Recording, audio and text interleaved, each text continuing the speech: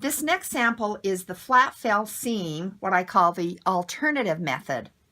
This flat fell seam is different or alternative to the traditional one that you learned in the 207 class. It's very accurate and it's very easy to do and doesn't have any trimming involved. So to do this sample, you will need two 3x7s.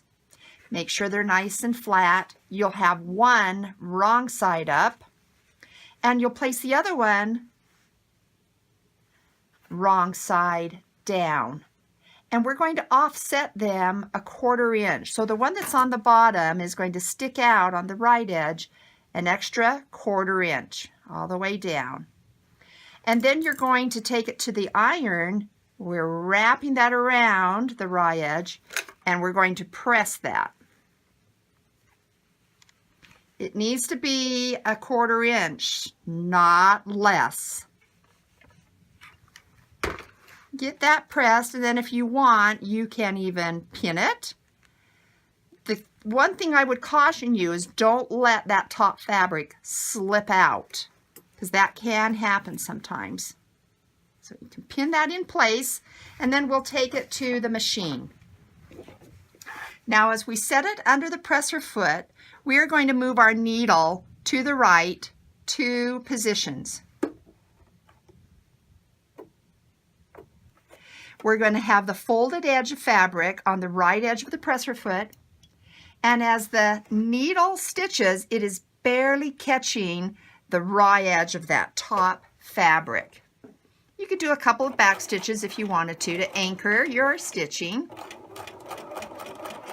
If your stitching misses this raw edge a little bit, that's okay. It's more important that you stay straight, parallel to that folded edge.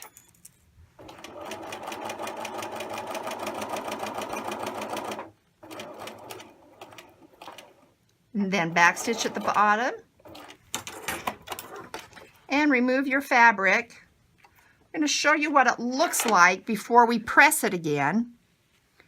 We've caught it, looks like, all the way down. That's great. So now we're going to be opening this up, and we're going to press it on the right side, but also the wrong side, because we want it to lay flat here. We also want to make sure it's open here. There's a tendency to have this fabric fold, and we want to make sure that that does not happen. So we'll press it on the right side. We'll flip it over and really make sure that seam opened up. If you've caught everything correctly, your seam is already very strong.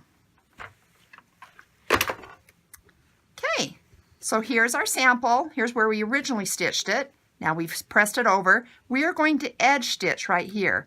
The important thing being that we stay parallel to the first stitching row. Bring it back under your presser foot. And I'm going to just give you a little tip of what I do to stay parallel. I want this first stitching to be on the inside right toe, right there. And I'm going to keep that in position.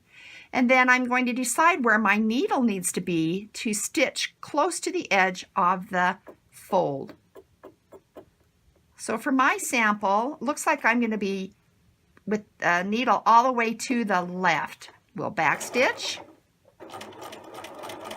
I'm staying true with this row of stitching. So my 2 rows of stitching will be parallel to each other.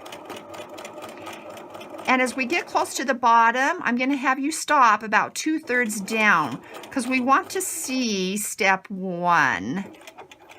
So we'll stop stitching and we'll do a little back stitching. And then we'll cut our thread tails and we'll inspect our work. You see how those 2 rows of stitching are parallel to each other? That's what we're going to see more than how close we got to the edge. Yes, we want to be close to the edge, but we want to keep those rows parallel. That's a very strong flat fell seam that we did not have to trim.